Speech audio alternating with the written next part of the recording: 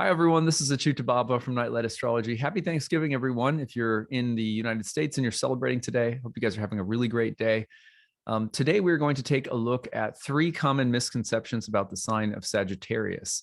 I figured it would be good to get back to this series since we haven't for a while, and maybe a good one to do on Thanksgiving when people might not want to take in, heavier content about the astrological weather, just kind of live through a holiday and eat some food and take a nap, which is for me what Thanksgiving is all about. So at any rate, we're going to dive into that. I want to remind all of you guys, there are 37 days left in my annual Kickstarter, and we are at 325 backers as of today. So thank you to everybody who's pitched in. We have a long way to go. We're trying to reach 1,367 backers for our target backer goal this year. So we still have quite a ways to go. And when you pitch in and donate, I'm going to take you to the Kickstarter page right now. You can find the link to the Kickstarter in the description of this video, as well as in the comments section of this video. And I'm going to show you the Kickstarter page so you can take a look at it. When you get here and you scroll down, you will find that there are rewards. So when you donate and support this channel in 2022, you can pick up exclusive lectures, including a lecture where I take a deep dive into the astrology of 2022. You can learn mantra meditation. You can learn about the nodes of the moon, an exclusive lecture that I do. There's a year ahead horoscope reading for your sun or rising sign for the whole year. There are talks that I give on the traditional planets and the outer planets, a deep dive into the mystical side of those planets.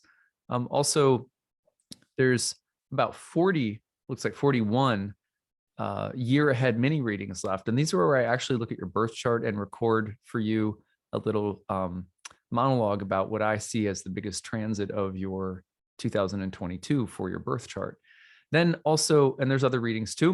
And then finally, the best thing that I offer at this time of year through the Kickstarter is 50% off tuition to all of my programs. You pledge $900, your normal early bird cost is $12.99. Full tuition is $1,800 for my year-long certification course. It is a program completely brimming with content, and it's a really great course. I have a lot of people that have gone through it. If you feel like learning astrology in the year ahead, it's 50% off. It's even $400 cheaper than the early bird rate, so it's a great savings. And if you bundle year 1 and year 2, or year 1, year 2, and horary, or readings and passages, I have 4 one-year programs, and you can bundle 1, 2, 3, or 4 of them together, and you can use them anytime from 2022 onward, which means you don't have to take them all at once in 2022.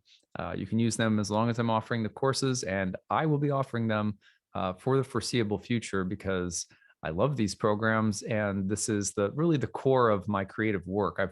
Haven't poured myself into anything as much as I have the building of these courses to teach people astrology, professional astrology. So at any rate, you bundle them together, you save.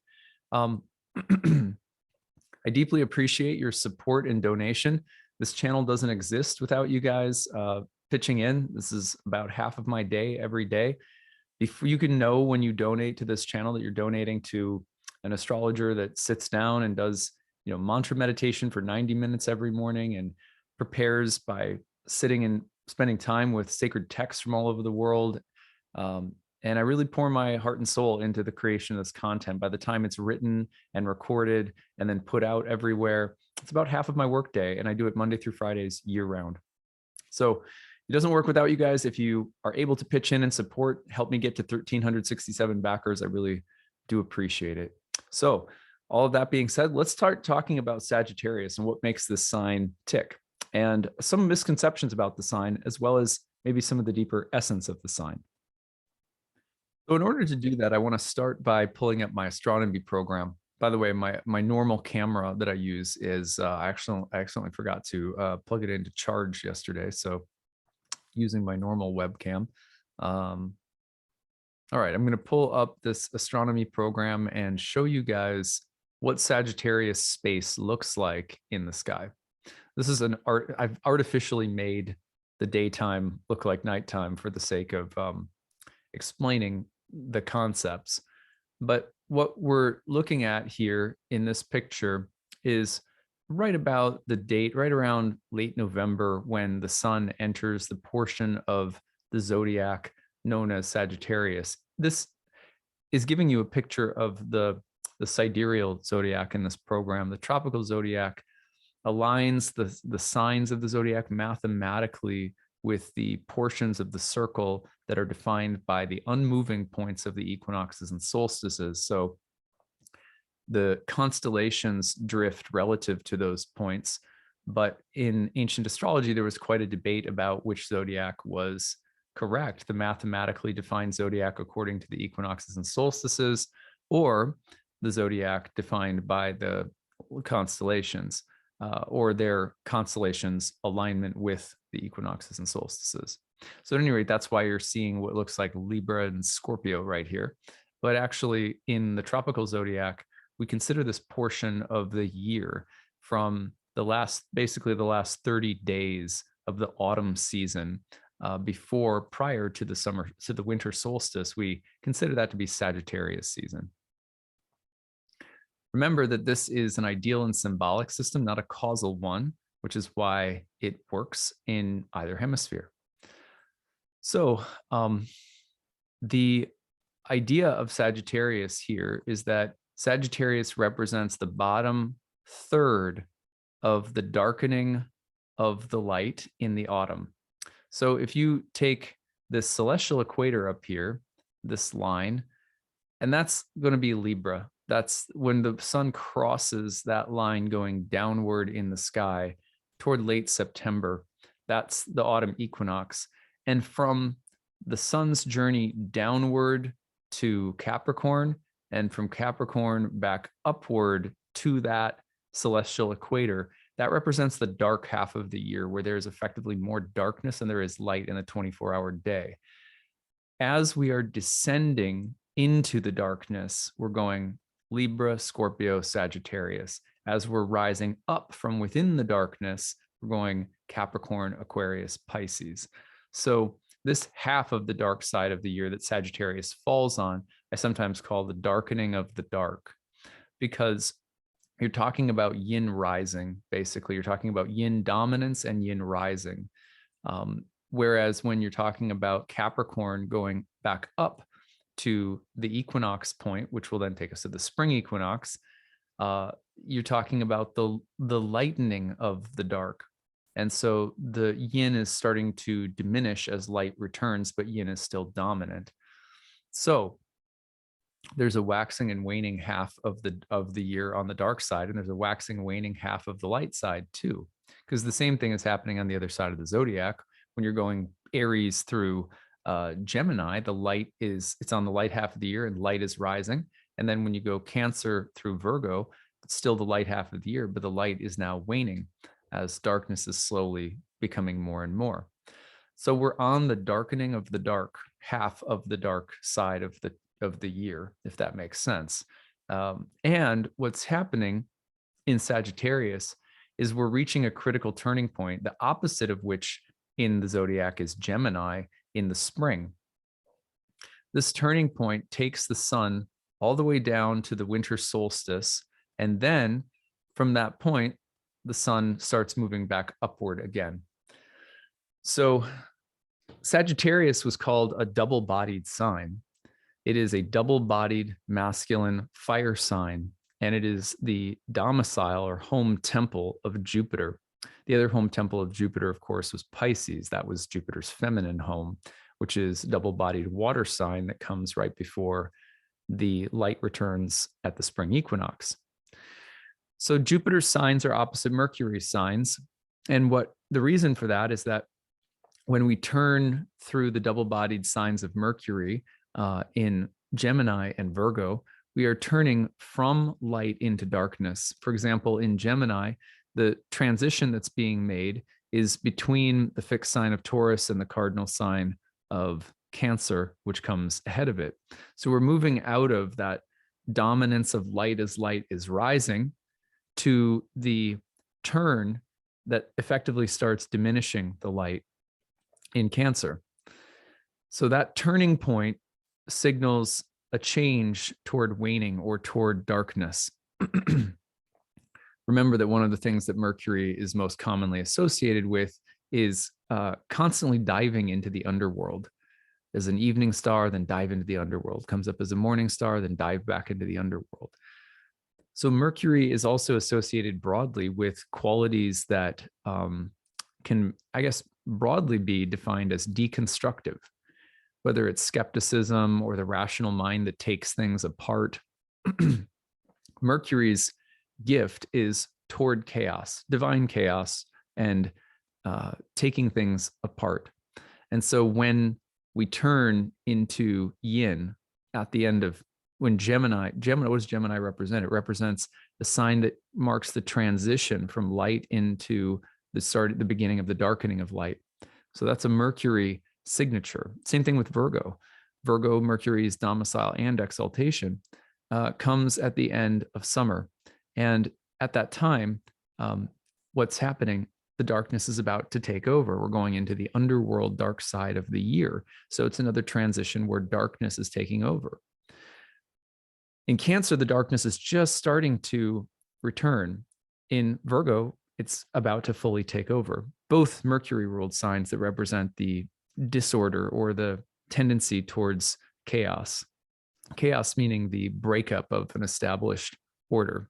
Generally speaking, the introduction of chaos is a part of life. It's not a bad thing, but it's part of a cycle. So when we get to Jupiter ruled signs, what are we talking about? We're talking about the reestablishment of light.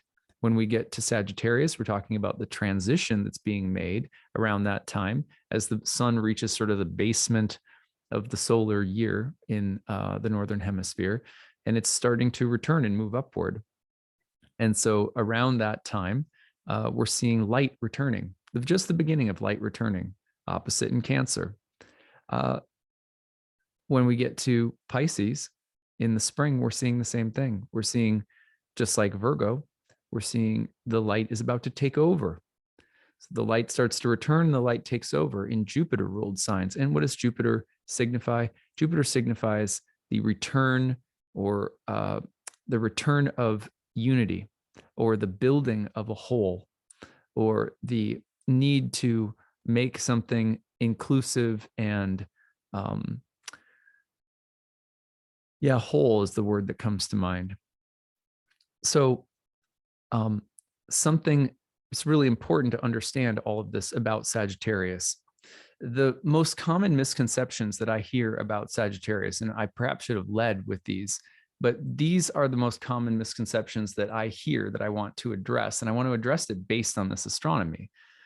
So these, again, misconceptions usually just mean that they're like stereotypes, and people have these ideas that this is what the sign is all about. But really, if we understand what the sign is all about, there's a lot more. There's a lot more there. So the one misconception is that Sagittarians love freedom. They're just freedom seeking. They can't commit. They just love freedom. Two is that Sagittarians are party animals. Oh, they just love to party and have fun. They don't take things very seriously. They love freedom. They like to have fun and party. And finally, you'll hear things like they're into religion and travel. Okay, so they're into higher minded things and travel. And usually that's a conflation with Sagittarius in the 9th house. Okay, so there are elements of these sort of stereotypes that are definitely true. There is a sense in which the Sagittarians in my life, including my own daughter, likes freedom, likes an environment where there's a party, or there's a sense of like joy and fun and spontaneity. And sure, Sagittarians can be very wise. A Jupiter ruled sign. Jupiter is associated with religion. So you can see some of these are, they're not untrue, but they really don't get at the essence of the sign. So first of all, I'm going to talk a little bit about just use an example that I've used many times before. There's one of my favorite, movies from my childhood was Top Gun. I don't know if you guys ever saw Top Gun, but I used to love that movie. And and Maverick, who's played by Tom Cruise, in many ways has a real Sagittarian, sort of stereotypical Sagittarian quality. He's a maverick. He does things his own way. He doesn't like rules, loves freedom. He likes to have fun. He's cocky. He's talented, but you're reckless. That's one of the lines in the movie. You're reckless. And some of these traits fit the Sagittarian archetype. Maverick, however, has a kind of change of character after his friend, his wingman, Goose, dies in the story. And also as a relationship enters his life that he might want to become more serious about. So a relationship and commitment enter his life, and a friend dies. And he has to, in a sense, grow up, and he has to turn some kind of existential corner where there are suddenly things of great value that are worth fighting for, or that are worth getting serious about. And this is often the arc of a Sagittarian story, or a Sagittarian season in life, or a Sagittarius sun or moon or rising sign. I'll tell you another story. There's always movies like this where the hero, let's say it's a heroine, is very promising but very troubled. They're like, I always tell this story in my classes. Imagine the opening scene of a movie where the girl is, laying on the floor, and she's, passed out. She's been partying. She's still in her party clothes or whatever. And you see the camera shows you that there's booze everywhere, and maybe some Coke on the mirror or something. You know what I mean? Like they're in the bathroom. So in this scene, you get, and then it flashes and it shows you a Harvard law degree on the wall. So you immediately get the feeling, oh, this person is talented, but squandering their talent, right? They're one of those really talented people that also has like a real problem with rules or limits, or they think they're above rules or limits because they're so talented or something like that. Then they're going into work. They're probably, about to quit or be fired, or they're hanging by a thread. They've got people looking at them going like, you're talented, but you're reckless. And then someone walks into the office, and let's say it's a woman who has a jerky husband who's trying to take the kids away in some kind of custody battle. And so this attorney, then she has something to fight for. Suddenly she has to pick herself up off the floor, pull herself together, because there's some kind of higher cause or purpose. So a lot of the times what you see with Sagittarius is a straddling between these kinds of nihilistic qualities and redemptive qualities. And why would that be? Because you're talking about the deepest and wildest, most untamed qualities of darkness or yin turning by the end of the sign toward yang. And both are divine qualities, don't get me wrong. But that one of the ways that story tends to go is the drive toward chaos, the darkness, nihilism, recklessness, etc. And then some turn toward the light, some turn toward purpose or ambition or responsibility. Remember, the next sign that comes along is Capricorn, of course, the one that slowly brings back the light, but climbing up the mountain methodically. So Sagittarius will often embody, this is why they're called double-bodied signs, because they'll embody dual qualities at the same time because of the transition that's happening between light and darkness. So when you think, like, I think one of the greatest examples in cinema of Sagittarian archetypes come from Woody Allen movies. Woody Allen himself, bunch of Sagittarius energy. And when he's talked about his movies, he's always talked about his internal struggle between nihilism, reckless self-indulgence, fear and anxiety about the future, and redemption and hope. And so in many of his movies, and the one that comes to mind right away that I had to watch in a film class when I was in college, it's a little bit before my time really, but was Annie Hall. And in that film, he's paired next to this sort of much more redemptive, bubbly, upbeat, positive character. And I think it was Diane Keaton that played it. But and aside from whether you like Woody Allen or not, because there's a lot of stuff out there about Woody Allen. People have very strong feelings about him. But his movies often, like he's described himself as anhedonic, I think it's called, unable to experience pleasure, difficulty experiencing pleasure. And so there's always that feeling in Woody Allen movies where he always says, I'm just playing myself, I'm playing how I really am. So the dichotomy between the kind of nihilistic side and the redemptive side of things, and knowing that Sagittarians are holding that tension can help us understand some of these misconceptions. For example, when we say Sagittarians love freedom, what do we mean by that?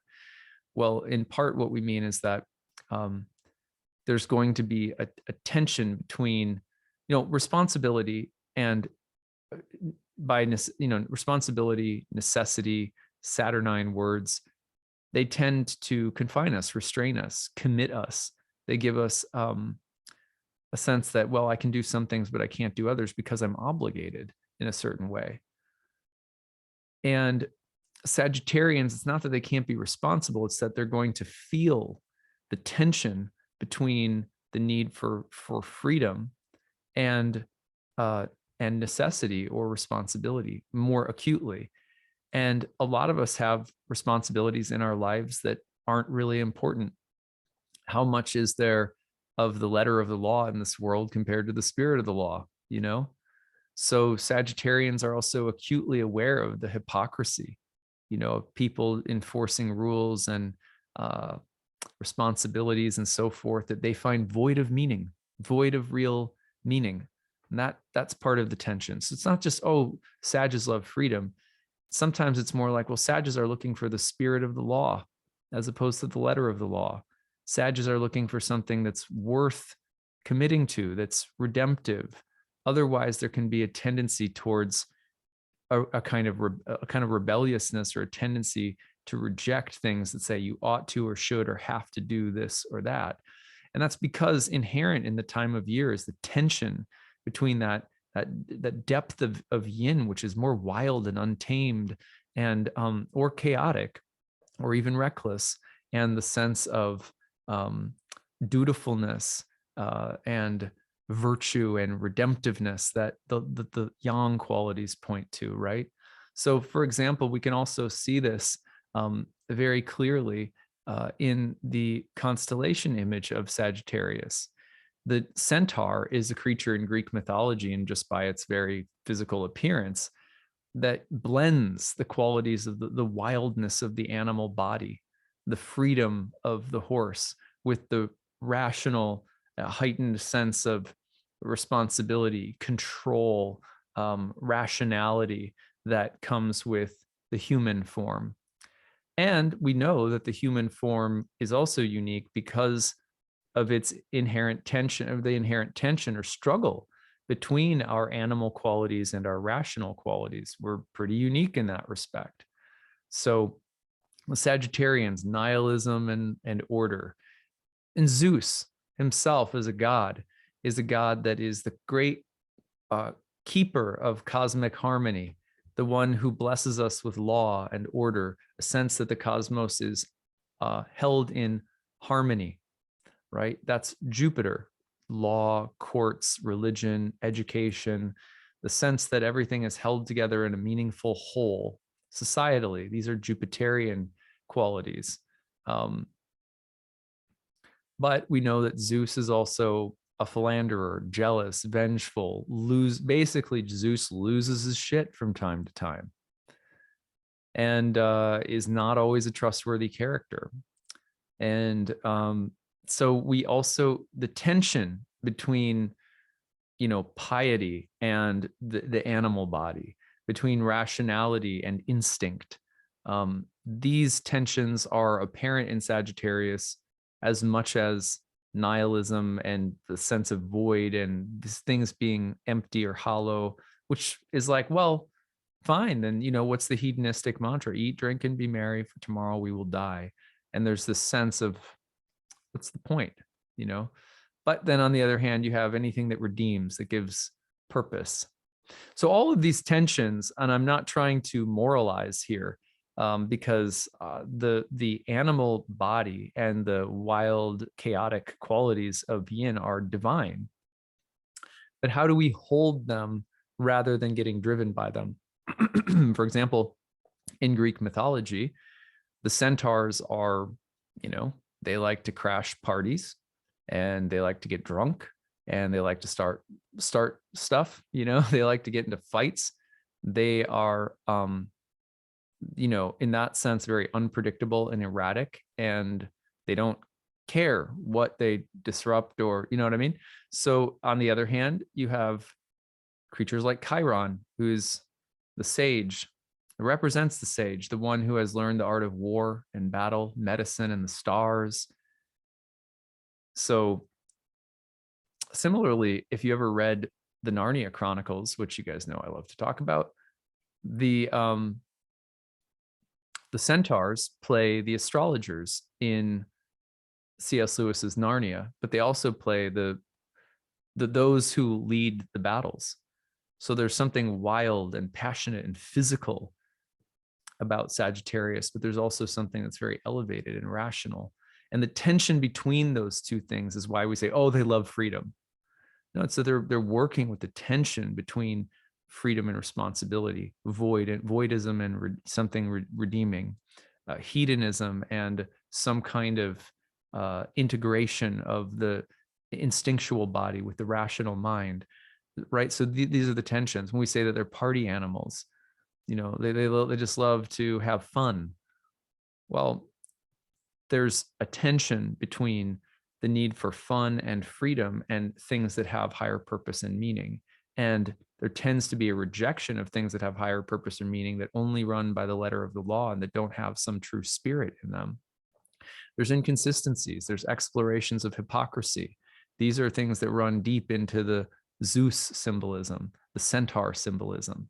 We say that they're into religion and traveling.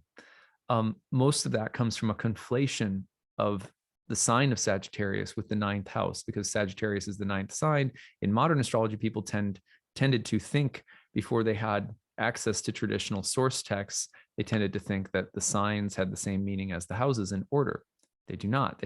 Houses have an entirely separate rationale as to why their topics are what they are, that are not about the conflation with the signs. So Sagittarius does not necessarily have anything to do with religion. It does not necessarily have anything to do with travel. But insofar as travel might be related to exploration and freedom, or pilgrimage, or insofar as religion is related to something that's teaching us to control our instinctual body or bring it into right relationship with the higher qualities of mind, so that we're not just, hedonistic drunkards crashing parties and getting into fights our whole lives, right? Like those tensions may have something to do with religion, but not necessarily either. So what I would keep in mind when trying to understand Sagittarius is that Sagittarians can't throw out the deep yin, the deep darkness, the maybe the most difficult of which expresses itself in terms of, the reckless, the void, the hedonistic, the sense of nihilism, the sense of nothing means anything, I do what I want, it's all hollow and empty. And then on the other hand, these kind of ennobled qualities, there's something to fight for, there's something higher, there's some need to live a life with some kind of sacred purpose or calling, with virtue, with a way of refining our instinctual bodies so that they are not just tearing the place apart. You know what I mean? So those are the tensions inherent in Sagittarius. That's where almost every stereotype that you've ever heard of comes from. It comes from those archetypal tensions and the way that they boil and express themselves. So you can have a little bit more nuanced understanding of the sign, hopefully. Well, thank you guys for listening to this. If you are a Sagittarius, I would love to hear, what other misconceptions have you heard about Sagittarius, or what is it like for you to be a Sagittarius? I'd love to hear your story. If you're a sun Sagittarius, moon Sagittarius, rising Sag, it would be wonderful to hear your guys' thoughts as well. And before I go, remember, we are 325 backers today, trying to get to 1,367 with 37 days. Is it 37 days left? I think it's 37 days left, 36 days left to go. Now it's saying on my Kickstarter. So if you're able to pitch in and support, pick up a reading, pick up a course for half off. I'd love to study with you guys. If you like this kind of stuff, come and sit into a little crock pot of astrological transformation for a year with me and my staff, and let's get after it. In the meantime, I'm so thankful for all of you, and I hope that those of you who are celebrating Thanksgiving today have a really wonderful day, that you're able to cherish what you have, that you're most grateful for. This is a day for me that I can't go, so I can't get on the story of Thanksgiving historically as much, but I take it as a day it's really just about being thankful for my friends, my family, my life, my health, my kids, astrology, all of you guys. So, it's a day to be thankful that we also live in a country where we can explore, we can explore things openly, intellectually, spiritually, religiously. I think that's one of the things that I remain deeply thankful for about the country that I live in, is that there's at least some semblance of that. It's not a perfect country with a perfect history at all, obviously, but I always just take a moment to realize that there's many times in history, different spaces where, lots of different people weren't allowed to talk about astrology every day as openly as I do. And I'm always deeply thankful for that. It's a really special topic that we're able to get together and talk about. So anyway, that's just a little reflection I wanted to share with you guys. I hope you have a good one. And tomorrow we will be previewing Jupiter into Pisces, the last preview of December's major astrology that I'm doing. So we'll be taking a look at that tomorrow. And I probably will pop on to do some live readings as well, taking a look at some charts. So hit the notification bell and you get a notification when I'm streaming live. All right, that's what I've got. Take it easy, everyone. Bye.